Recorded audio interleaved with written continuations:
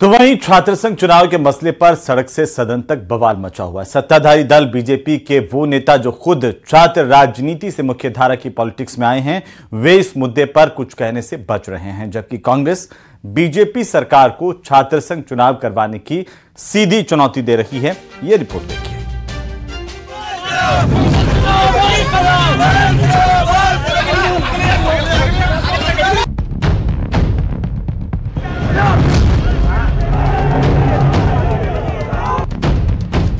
छात्र संघ चुनाव पर सियासत जोरदार। कांग्रेस बोली अब की बार आर या पार। छात्र संघ चुनाव बहाना, बीजेपी पर निशाना। मांग पूरी होने तक आंदोलन रहेगा जारी। हमारी तो मजबूरी थी, अब होने चाहिए चुनाव। देखिए, अभी हमारा लक्ष्य है कि एक अच्छी शिक्षा, गुणवत्तापूर्वक शिक्षा का प्रबंध करूं। इसके लिए मैं सबसे पहले कॉलेज शिक्षा में 1 जुलाई से ही मैंने सेशन शुरू कर दिया, जो विगत कई सालों से नहीं हुआ था। सूबे के डिप्टी सीएम से सवाल छात्र संघ चुनाव के बारे में पूछा गया था, लेकिन उन्होंने सवाल को ऐसा घुमाया कि बस पूछिए मत। मेरा प्रथम लक्ष्य है कि अच्छी शिक्षा और गुणवत्तापूर्वक शिक्षा दें। इसके लिए प्रयास कर रहे हैं कि मैं स्टाफ की व्यवस्था करूं, प्रोफेसरों की व्यवस्था करूं और हमारे बच्चों को सुलभ शिक्षा दिलाऊं। इसके लिए प्रयास है निश्चित रूप से। दरअसल छात्र संघ चुनाव का मुद्दा इन दिनों खासा गर्म है। छात्र संघ चुनाव कराने के लिए स्टूडेंट्स आए दिन बवाल काट रहे हैं। आपके टीवी स्क्रीन पर नजर आ रही तस्वीरें ऐसे ही एक बवाल की हैं। सोमवार को जोधपुर के जेएनवीयू में प्रदर्शन कर रहे छात्रों पर पुलिस ने जमकर अपनी ताकत दिखाई। छात्र संघ चुनाव पर पिछली गहलोत सरकार की लगाई गई रोक को हटाने की मांग जोर पकड़ने लगी है। खास बात यह है कि कांग्रेस के दफ्तर में रोक लगी और अब विपक्ष में बैठकर कांग्रेस के विधायक की सत्ताधारी बीजेपी सरकार को इस मुद्दे पर घेर रहे हैं। और छात्र संघ चुनाव राजनीति की प्रथम सीढ़ी है। जब तक छात्र संघ चुनाव राज्य सरकार नहीं करवाती है, हम सब लोग इस सरकार को घेरने का काम करेंगे, क्योंकि छात्र संघ के चुनाव पर राजस्थान विश्वविद्यालय में लाखों रुपए इकट्ठा किया जाता है, अनेकों महाविद्यालयों में लाखों रुपए इकट्ठा किया जाता है। छात्र संघ चुनाव के मसले पर सरकार को घेरने में सिर्फ कांग्रेस के ही विधायक नहीं हैं। पिछले दिनों निर्दलीय विधायक रविंद्र सिंह भाटी ने भी इस मसले को सदन में जोर शोर से उठाया था। तो मैं छात्र संघ चुनाव के पक्ष में भी हूँ। पहले भी विधानसभा के अंदर कई बार आवाज उठाई है, आगे भी मजबूती से आवाज उठाएंगे। युवाओं के साथ, छात्रों के साथ हमेशा मजबूती से खड़े रहेंगे। और छात्र संघ चुनाव और छात्र राजनीति ना होती तो शायद हम लोग भी यहाँ नहीं होते। सुना आपने क्या कहा विधायक रविंद्र सिंह भाटी ने। रविंद्र भाटी इस बात को स्वीकार कर रहे हैं कि अगर छात्र संघ के चुनाव नहीं होते तो वो आज विधानसभा में नहीं होते। लेकिन निश्चित रूप से छात्र संघ चुनाव होने चाहिए। नए छात्रों को मुख्य धारा की राजनीति के लिए तैयार हमें करना चाहिए। मुझे लगता है अगर छात्र संघ चुनाव करवाए जाएंगे तो आने वाले समय में प्रदेश को और देश को एक मजबूत, एक युवा नेतृत्व मिल पाएगा। छात्र राजनीति से मुख्य धारा की राजनीति में आने वाले नेताओं की अच्छी खासी तादाद है। कांग्रेस और बीजेपी दोनों ही दलों में अच्छी खासी संख्या में छात्र राजनीति से आने वाले नेता मौजूद हैं। मगर छात्र संघ चुनाव के मुद्दे पर सत्ताधारी दल अपना स्टैंड क्लियर नहीं कर पा रहा है। सरकार के दिग्गज कैमरे के सामने इस मुद्दे पर कुछ भी कहने से बच रहे हैं, जिस पर विपक्षी दल कांग्रेस के विधायकों का जोश देखते ही बन रहा है। जैसे डॉक्टर लोहिया जी ने कहा है कि जब सड़कें सुनी हो जाएगी तो संसद आवारा हो जाएगी, ठीक उसी तरह जब छात्र संघ और छात्र राजनीति खत्म हो जाएगी तो निश्चित तौर पर राजस्थान विश्वविद्यालय हो चाहे प्रदेश का किसी भी यूनिवर्सिटी में ऑटोनोमस बॉडी के नाम पे छात्र छात्राओं के साथ भेदभाव किया जाएगा, फीस वर्दी के नाम से लूट कसौट की जाएगी। छात्र संघ के चुनाव पर कांग्रेस बीजेपी को जमकर घेर रही है। बीजेपी बार बार यही कह रही है कि छात्र संघ चुनाव कांग्रेस ने रोके या स्थगित किए, मगर कांग्रेस के नेता प्रतिपक्ष कह रहे हैं कि कांग्रेस के कार्यकाल में हालात अनुकूल नहीं थे, इसलिए छात्र संघ चुनाव स्थगित किए गए। स्थगित में और बंद करने में अंतर है। आज विधानसभा भी स्थगित हुई है, परसों चल जाएगी। तो इसका मतलब ये थोड़ी है कि भाई आज जो स्थगित किया है उसको हम चलाएं नहीं। तो ये लोग जिम्मेदारी से बचना चाहते हैं, इन लोगों की मंशा नहीं है छात्र संघ चुनाव कराएं। बहरहाल कांग्रेस और बीजेपी दोनों छात्र संघ चुनाव के मुद्दे पर गेंद एक दूसरे के पाले में डाल रहे हैं, मगर प्रदेश की छात्र शक्ति सरकार के अंतिम फैसले के इंतजार में लगातार आंदोलन कर रही है और प्रदेश की हर यूनिवर्सिटी से रोज आंदोलन और प्रदर्शन की तस्वीरें चुनाव की डिमांड उठा रही हैं।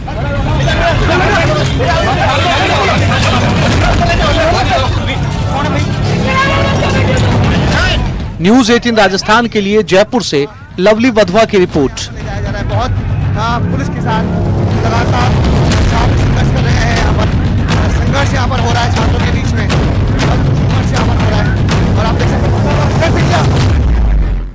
और चलिए अब बात करेंगे सदन में बिजली पर मचे घमासान की, जहां बिजली से फ्यूल सरचार्ज खत्म करने के फैसले पर राजस्थान विधानसभा में विपक्ष ने जोरदार हंगामा किया। विपक्षी सदस्यों ने सदन में खड़े होकर सरकार विरोधी नारेबाजी की।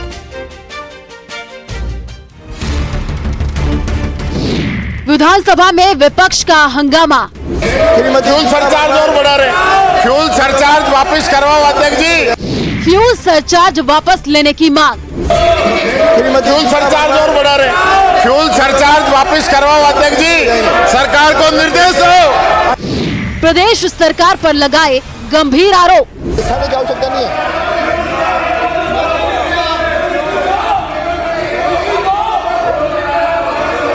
बिजली के बिलों में सरचार्ज लगाने के मुद्दे पर विपक्ष का जोरदार हंगामा देखने को मिला। विपक्ष सरकार के खिलाफ नारेबाजी करता दिखाई दिया। बिजली किल्लत और कटौती को लेकर विपक्ष एक साथ खड़ा दिखा। नेता प्रतिपक्ष टीकाराम जूली ने ऊर्जा मंत्री पर सदन को गुमराह करने के आरोप लगाए। उन्होंने बिजली कटौती को लेकर सरकार के सामने आंकड़े भी रखे। आपने कहा है कि हम 20 से 22 घंटे बिजली दे रहे हैं खंड ब में, और किसान को 6 घंटे दे रहे हैं। आप लिख के दे रहे हो इसमें, और पीछे जो आपने एनेक्चर लगाया है इस परिशिष्ट ए में आप ये कह रहे हो कि मई में तो 25% हमारे पास कमी आ रही है और जून में 28% कम आ रही है।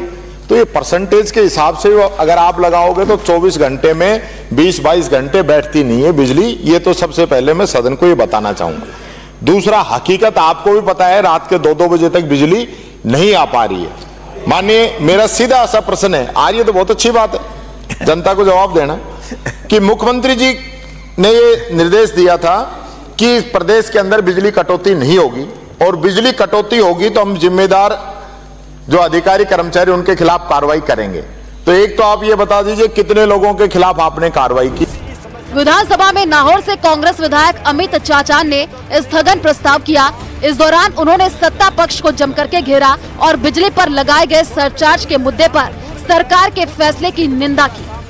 बिजली तो उन परिवारों को मिल नहीं रही है, बल्कि दूसरी तरफ पूर्ववर्ती सरकार के द्वारा जो उपभोक्ताओं को राहत दी गई थी फ्यूल चार्ज लगाकर उन परिवारों को करंट लगाने का काम ये भारतीय जनता पार्टी की सरकार ने किया है, जिसकी हम निंदा करते हैं, जिससे आज 15 लाख से अधिक परिवार प्रभावित हो रहे हैं। प्रदेश में कांग्रेस सरकार में फ्यूल सरचार्ज पर जो छूट जनता को दी गई उसे बजरंग सरकार ने हाल ही में खत्म कर दिया है, जिसके बाद विरोधी लामबंद है और सरकार बैकफुट पर है। हालांकि स्पीकर ने विपक्ष को समझाने की लाख कोशिश की। इस मुद्दे पर अलग से एक दिन चर्चा करने का भरोसा भी दिया, लेकिन सदन की कार्यवाही के बीच ही विपक्ष फ्यूल सरचार्ज के मुद्दे पर हंगामा करती रही। Bureau report, news 18 Rajasthan. तो वहीं उदयपुर के जीबीएच अमेरिकन हॉस्पिटल के अवैध निर्माण पर गाज गिरने वाली है। ग्रामीण विधायक फूल सिंह मीणा ने विधानसभा में अस्पताल में हुए अवैध निर्माण के मुद्दे को उठाया और इसके बाद सरकार हरकत में आ गई है। रिपोर्ट देखिए।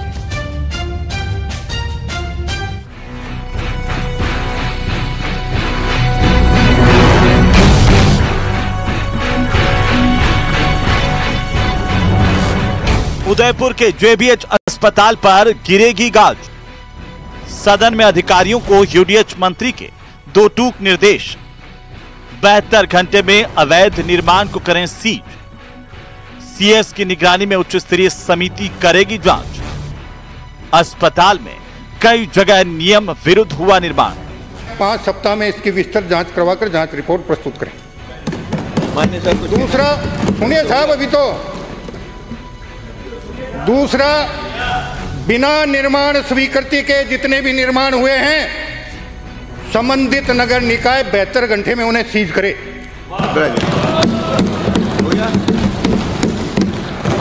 माननीय सदस्य।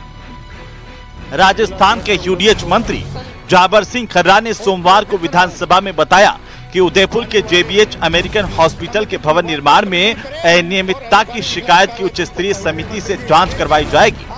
जांच में दोषी पाए जाने पर संबंधित नगरीय निकाय 72 घंटे के अंदर अस्पताल सीज करेगा। उदयपुर के जेबीएच अमेरिकन हॉस्पिटल पर अब गाज गिरने वाली है। ग्रामीण विधायक फूल सिंह मीणा ने आज विधानसभा में सवाल उठाया कि उदयपुर के विधानसभा क्षेत्र में आने वाले जेबीएच अमेरिकन हॉस्पिटल में कई जगह अवैध निर्माण हुए। खर्रा ने बताया कि उदयपुर जिला कलेक्टर की ओर से 18 जुलाई 1998 को Messrs American international health management limited नाम की पंजीकृत कंपनी को हॉस्पिटल की स्थापना के लिए 99 साल की अवधि के लिए भूमि आवंटित की गई, लेकिन अस्पताल ने जमकर नियमों की अनदेखी की। हम इस समय मौजूद है उदयपुर के अमेरिकन हॉस्पिटल के बाहर। आप देख सकते हैं ये उदयपुर का जेबीएच अमेरिकन हॉस्पिटल है। यहाँ पर 2 जगह हॉस्पिटल बनाए गए हैं और जब विधानसभा ग्रामीण विधानसभा के फूल सिंह मीणा ने इस पूरे मामले को विधानसभा में उठाया, उसके बाद सरकार हरकत में आई और सरकार ने स्थानीय निकाय को आदेश दिए हैं कि जो निर्माण अवैध निर्माण हॉस्पिटल में किए गए, चाहे उदयपुर के सिटी सेंटर में या चाहे प्रताप नगर की तरफ, उन दोनों को ही जल्द से जल्द 72 घंटे में सीज किया जाए और इसमें किसी तरह की कोताही नहीं बरते। कोताही बरतने वाले अधिकारियों के खिलाफ भी सरकार ने अनुशासनात्मक कार्रवाई करने के भी निर्देश दिए। इसके बाद सरकार हरकत में आई और प्रशासन भी अब पूरी तरह जांच में जुट गया है। तो वहीं मोदी सरकार के बजट को लेकर के हर वर्ग उम्मीद कर रहा है, लेकिन राजस्थान के किसान इस बजट में कई उम्मीदों के साथ अपनी मांगे रख रहे हैं। राजस्थान के किसानों का कहना है कि नदियों को नदियों से जोड़ने की योजना पर तेजी से काम होना चाहिए। इसके अलावा पीएम किसान सम्मान निधि में भी बढ़ोतरी की जानी चाहिए। बजट से किसानों की उम्मीदों को लेकर के किसानों से खास बातचीत की है हमारे संवाददाता सौरभ DST ने। आप देखिए। केंद्र सरकार का बजट कल आने वाला है। वित्त मंत्री निर्मला सीतारमण अपना बजट जो है वो पेश करने वाली है और इस बजट से हर सेक्टर को उम्मीद है, खासतौर पर किसानों को। किसान क्या कुछ चाहता है उसको लेकर बात करने के लिए हमारे साथ पश्चिमी राजस्थान के कुछ किसान जो है हमारे साथ जुड़े हुए हैं, उनसे बात करने की कोशिश करते हैं। आपका शुभ नाम बताइए और किस प्रकार की डिमांड किसान वर्ग क्या चाहता है मोदी सरकार से? मेरा नाम रतन सिंह है। आप जालोर से, जिला जालोर राजस्थान, पश्चिमी राजस्थान से, पाकिस्तान बॉर्डर से नजदीक। बिल्कुल हमारी सबसे एक तो मांग है कि ब्याज सबमिशन जो लोन है किसान को वो सस्ता मिलना चाहिए। वाजपेयी सरकार ने 7% पे जो लोन चालू किया था उसकी लिमिट अभी तक 3 लाख है बैंकों में। हमारी मांग है कि अब 10 लाख होना चाहिए। लिमिट बढ़ाना चाहिए। उस बात को करीबन 24-25 साल हो गए, तो उसकी लिमिट चढ़ा होना चाहिए। किसान सम्मान निधि में बढ़ोतरी, किस प्रकार की बढ़ोतरी आप लोग चाहते हैं? क्या होना चाहिए? एक तो अमाउंट जो है वो गरीब किसान है, इस जमाने में 2000 रुपये कोई वक्त नहीं रखता, तो उसको बढ़ाया जाना चाहिए। दूसरी बात, सबसे बड़ी जो नदियों वाला लिंकिंग जो है ईस्टर्न राजस्थान को तो हमारे राजस्थान सरकार ने कर दिया, ये पश्चिमी राजस्थान में भी ये तुरंत इसी बजट में प्रावधान किया जाना चाहिए। आप बताएं, आप कहाँ से आए हैं और किस प्रकार की मांग जो है वो मोदी सरकार से रखते हैं इस बजट के लिए? हम सरकार जालोर जिले से आए हैं। हम सरकार से मांग कर रहे हैं कि किसानों के जो कृषि औजार है, उपकरण है, उन पर GST नहीं लगनी चाहिए। MSP की लगातार बातचीत हो रही है, MSP बढ़ाई जा रही है। आप क्या चाहते हैं, किस प्रकार जो है वो किसानों को और फायदा मिलना चाहिए? हमको तो समस्या है, नदी की पानी की समस्या है। जवाई बंदे पे जवाई नदी है वो सूख गई है, हमारे वेरे भी सूख गए हैं, उसको पुनर्जीवित करना चाहिए, ये हमारी मांग है। आप बताएं, आप किस प्रकार से मांग जो है वो मोदी सरकार से रखना चाहते हैं? भंवरलाल पुरोहित, सायला तहसील में रहने वाला हूँ और मैल पानी की समस्या है। हमारे जवाई बांध है ऊपर और उनका नदियों में पानी पहला हालता जल स्तर था, अभी वो सूख गया है, तो हम मैल पानी मुद्दे पे आए हैं कि हमारे सिंचाई के लिए पानी मिले। आप बताएं किस प्रकार की मांग रखते हैं मोदी सरकार से इस बजट में जो कल पेश होने वाला है? अभी जो बजट पेश होने वाला है उसमें किसानों को पूर्व में भी राजस्थान सरकार ने भी एक किया था और भारत सरकार ने भी कहा था कि निश्चित रूप से किसानों की आमदनी दुगनी करेंगे। तो उसके लिए अगर किसानों को अगर राहत प्रदान करनी है तो किसानों को राहत प्रदान करने के लिए उनको कुछ और कुछ ऐसा देना पड़ेगा कि जिससे किसानों को आमदनी बढ़े। तो ये अलग अलग किसान हैं पश्चिमी राजस्थान के, उन्होंने अपनी अपनी मांग जो है वो रखी है। अब देखना होगा कि केंद्र सरकार के बजट में किसानों के लिए क्या कुछ रहता है। शेर सिंह के साथ सौरभ गृहस्थी, न्यूज़ 18 राजस्थान, जयपुर। और इसी बीच अलवर से बड़ी खबर मिल रही है, जहां पर भारतीय जनता पार्टी के नेता यासीन मर्डर केस में बड़ी जानकारी सामने आ रही है। बीजेपी नेता यासीन मर्डर केस में तीसरी गिरफ्तारी हुई है। सबसे पहले सबसे तेज न्यूज़ 18 राजस्थान पर इस वक्त की सबसे बड़ी खबर, जहां गैंगस्टर महाराज जाट को गिरफ्तार कर लिया पुलिस ने। इंदौर सिटी से इस गैंगस्टर्स की गिरफ्तारी हुई है। नारायणपुर थाना पुलिस की तरफ से बड़ी कार्रवाई करते हुए गिरफ्तारी की गई है। ये बड़ी खबर इस वक्त की अलवर से सबसे बड़ी खबर मिल रही है, जहां बीजेपी नेता यासीन मर्डर केस को लेकर सबसे बड़ी अपडेट है। एक और गिरफ्तारी यहां पर हुई है, गैंगस्टर महाराज जाट की गिरफ्तारी पुलिस की तरफ से की गई है। नारायणपुर पुलिस ने यह बड़ी गिरफ्तारी इस केस में की है। और इसी बीच जोधपुर से बड़ी खबर मिल रही है, जहां बीच सड़क पर चलती कार में अचानक से आग लग गई। कार सवार लोगों ने कूद करके अपनी जान बचाई है, जिसकी तस्वीरें भी सामने आई हैं। शॉर्ट सर्किट से कार में आग लगने की संभावना फिलहाल जताई जा रही है। बहरहाल ये तस्वीरें आपकी टीवी स्क्रीन पर कैसे देखते ही देखते कार आग का गोला बन गई और कार में आग लगने से पूरे इलाके में अफरा तफरी मच गई। CHB अंताराम स्कूल के पास की ये घटना बताई जा रही है, जिसकी तस्वीरें सामने आई हैं। बड़ी खबर है इस वक्त की जोधपुर से, सन सिटी में किस तरीके से कार चलते चलते आग लगने से आग के गोले में तब्दील हो गई। हालांकि उसमें बैठे हुए लोग मौके पर बाहर निकल आए, इसकी वजह से उनकी जान बच गई। बहरहाल जो जानकारी सामने आ रही है उसके मुताबिक शॉर्ट सर्किट की वजह से इस कार में आग लगी थी और ये कार आग के गोले में देखते ही देखते तब्दील हो गई। और इसी बीच कोटा से बड़ी खबर मिल रही है, जहां इटावा के चंबल नदी पुल से एक युवक के गिरने की जानकारी सामने आ रही है। गेता माखीदा पुल पर लोगों की इस घटना के बाद भारी भीड़ लग गई है। युवक की तलाशी के लिए रेस्क्यू ऑपरेशन चलाया जा रहा है। गोताखोरों की टीम को मौके पर बुलाया गया। गोताखोरों की टीम जो है अब वो इस युवक की तलाश कर रही है। इटावा के चंबल नदी पुल से एक युवक के गिरने की खबर मिल रही है। ये बड़ी खबर इस वक्त की, जिसकी तलाशी की जा रही है। तो वहीं टोंक जिले के मालपुरा में आज अवैध खनन का विरोध कर रहे ग्रामीणों ने पुलिस पर पथराव कर दिया। इस दौरान एएसपी रामकुमार कसवा, गनमैन और हेड कांस्टेबल समेत आधा दर्जन पुलिसकर्मियों के घायल होने की सूचना है। वहीं लोगों ने पुलिस की गाड़ियों के शीशे भी तोड़ दिए। मालपुरा से करीब 10 किलोमीटर दूर सिंधोलिया गांव में ग्रामीण अवैध खनन को लेकर के विरोध कर रहे हैं। कोर्ट स्टे के बावजूद माफिया मिलीभगत से खनन कर रहा है, जिससे ग्रामीण आक्रोशित हैं। ग्रामीणों के विरोध की जानकारी के बाद पुलिस जाब्ते के साथ पुलिस मौके पर पहुंची। अवैध खनन को पुलिस ने लीगल बता दिया और इससे ग्रामीण भड़क उठे और गुस्सा फूट गया।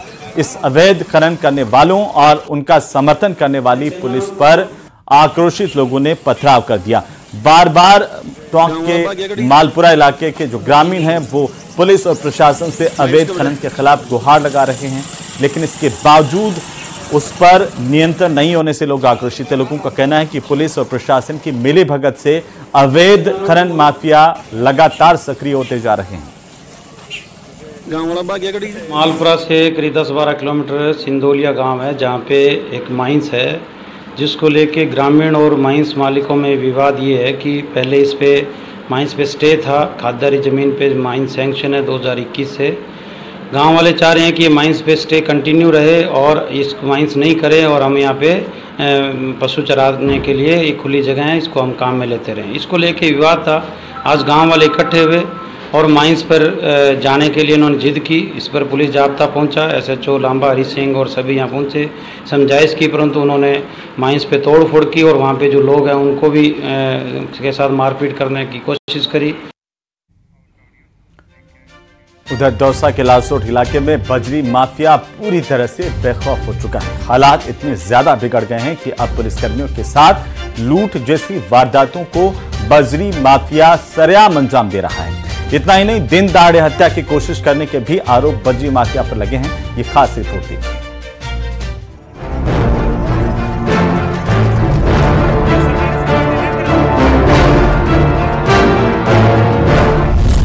कब खत्म होगा माफिया का राज? बिगड़ चुके हैं लालसोट के हालात। दिन दहाड़े कर रहे लूट की वारदात, बैग छीना, पुलिसकर्मी को धमकाया।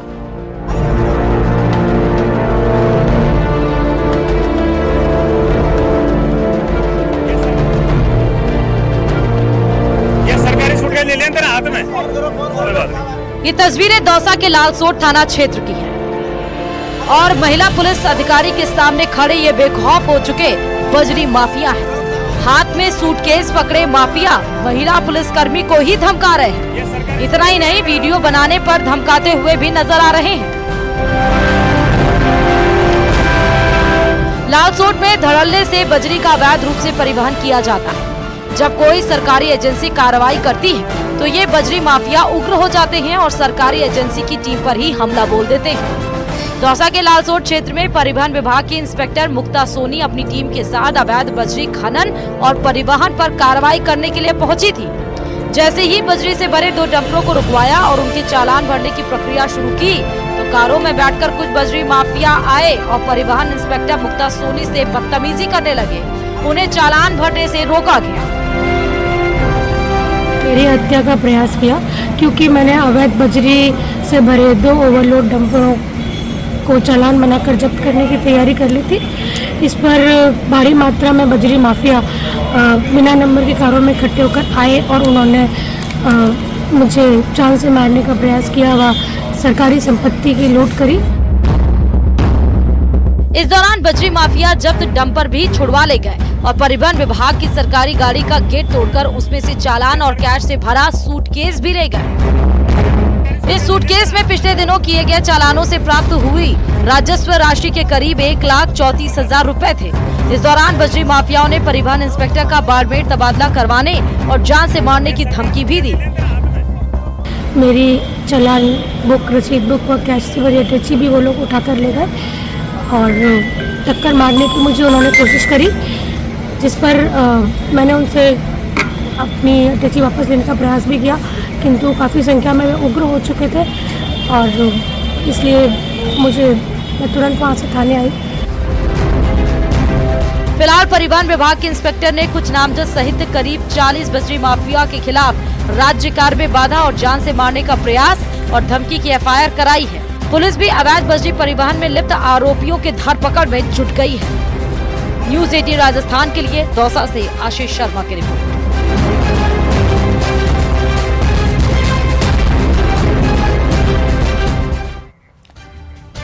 तुम्हारे राजस्थान में खबरें अभी और भी हैं, लेकिन फिलहाल वक्त तो चला एक छोटे से ब्रेक का। जल्द लौटते हैं, आप देखते रहिए प्रदेश का number 1 news channel news 18 Rajasthan.